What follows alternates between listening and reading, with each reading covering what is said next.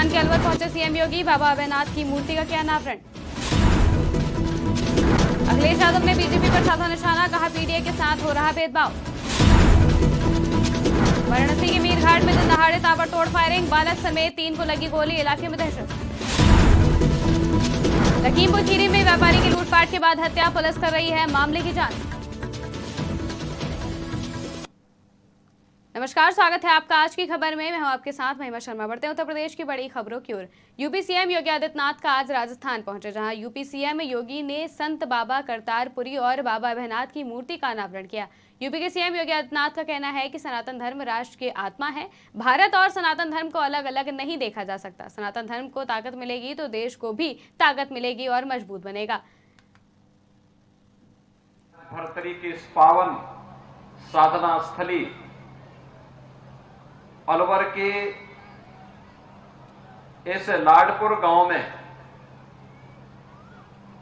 मुझे अपने नाथ संप्रदाय के प्रतिष्ठित संत, जिनका पूरा जीवन सनातन धर्म के लिए, लोक कल्याण के लिए समर्पित था, उनकी पावन स्मृति में समर्पित इस भंडारा कार्यक्रम में भाग लेने का सौभाग्य प्राप्त हो रहा है। मैं इस अवसर पर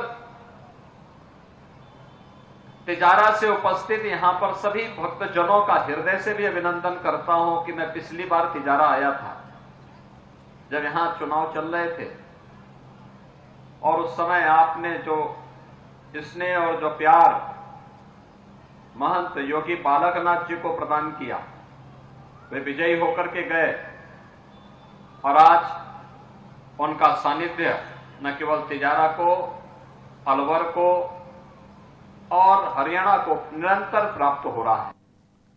समाजवादी पार्टी के अध्यक्ष अखिलेश यादव ने रविवार को बीजेपी पर निशाना साधा। उन्होंने बीजेपी पर पीडीए परिवारों के साथ भेदभाव कर रही है, ऐसा आरोप लगाया।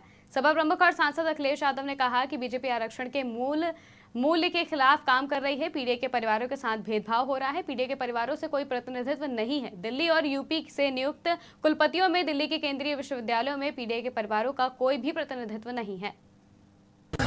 भारतीय जनता पार्टी जब से सरकार में आई है, उनका एक एक फैसला देख लें अगर आप, उसमें आरक्षण के साथ खिलवाड़ हुई है। और आरक्षण की जो मूल भावना थी, उसके खिलाफ लगातार भारतीय जनता पार्टी काम कर रही है। जब से दिल्ली और यूपी की सरकार में आए हैं, मैं यूं कहूं कि पीडीए परिवार के लोगों के साथ भेदभाव हो रहा है। और भारतीय जनता पार्टी नहीं चाहती है कि जो समाज, जो बहुजन समाज, जो पीडीए परिवार, चाहे वो अल्पसंख्यक हों, आदिवासी हों, आदि आबादी हो, पिछड़े हों, दलित हों या अन्य जातियां जिनको आरक्षण से सम्मान का जीवन जीने का मौका मिलता था, उस आरक्षण के साथ लगातार सरकार खिलवाड़ कर रही है। जहां तक पिछले चुनाव में एक कदम बढ़कर के हम सभी लोगों ने मांग की कि जाति जनगणना हो और आबादी के हिसाब से हक और सम्मान मिले, यही हम। वाराणसी के दशाश्वमेध थाना के मीरघाट में हमलावरों ने रविवार की दोपहर ताबड़तोड़ फायरिंग की। बालक समेत 3 लोगों को गोली लगी है। इसमें महिला की हालत गंभीर बताई जा रही है। प्रत्यक्षदर्शियों के अनुसार काफी संख्या में हमलावर सपा नेता विजय यादव पर हमला करने की नियत से आए थे। मीरघाट हनुमान मंदिर के पास हमलावरों ने घर में घुसकर मारपीट की, उसके बाद ताबड़तोड़ फायरिंग कर दी।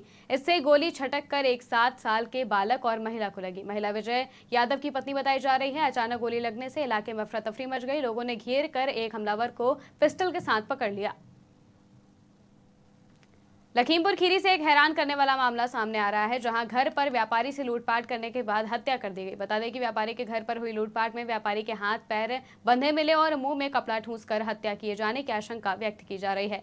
वहीं व्यापारी का शव बेड पर पड़ा मिला। मृतक व्यापारी घर में अकेले ही रह रहा था। घटना की सूचना मिलते ही पुलिस मौके पर पहुंची और शव को कब्जे में लेकर पोस्टमार्टम के लिए भेज दिया है।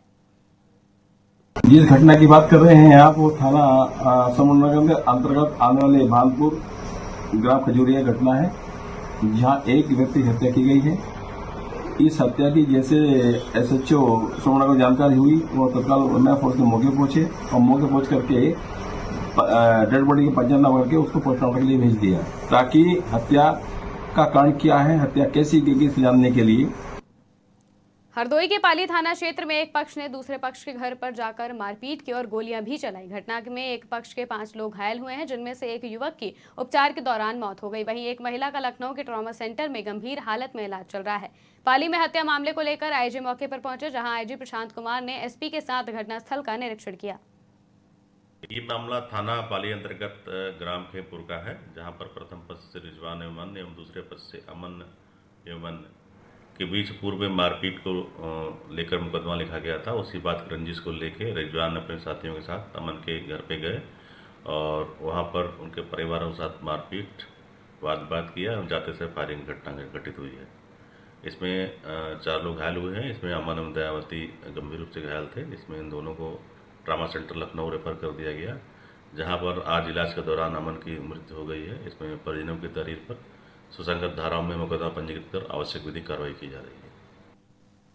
अमेठी में क्राइम पुलिस के लिए एक बड़ी चुनौती बनता जा रहा है। 3 दिन के अंदर अमेठी में 5वीं हत्या की खबर सामने आई है। बता दें कि पीड़ित का आरोप गांव के ही दबंगों ने घर में घुसकर महिला के साथ मारपीट की और वहीं परिजनों पर फायरिंग भी की। वहीं घटना में घायल महिला की मौत हो गई है। फिलहाल पुलिस ने मामला दर्ज कर लिया है और जाँच में जुटी है। वैभव सिंह द्वारा यह सूचना दी गई कि मेरी मां कंचन सिंह, वाइफ ऑफ स्वर्गीय ब्रजेश सिंह, ग्राम पूरे बुलई का पूर्वा, थाना संग्रामपुर का निधन हो गया है। इस संबंध में पुलिस जब मौके पर पहुंची और जानकारी की तो पता चला कि इनकी तबीयत रात्र में खराब हुई थी, जिन्हें सीएससी संग्रामपुर ले गए, जहां से रेफर कर दिया गया गौरीगंज के लिए। गौरीगंज में चेस्ट दर्द व बीपी हाई होने का बात कही गई। वहां से रेफर हो गए जिला मुख्यालय जिला अस्पताल सुल्तानपुर, वहां से रेफर कर दिया गया लखनऊ के लिए। लखनऊ न ले जाकर यह घर ले आए, जहां इनकी सुबह 8 बजे मृत्यु हो गई। इस पे जांच कराते हुए पीएम की कार्रवाई कराकर विधिक कार्रवाई की जाएगी। उत्तर प्रदेश की खबरों में फिलहाल इतना ही। देश और दुनिया की तमाम खबरों के लिए देखते रहिए आज की खबर।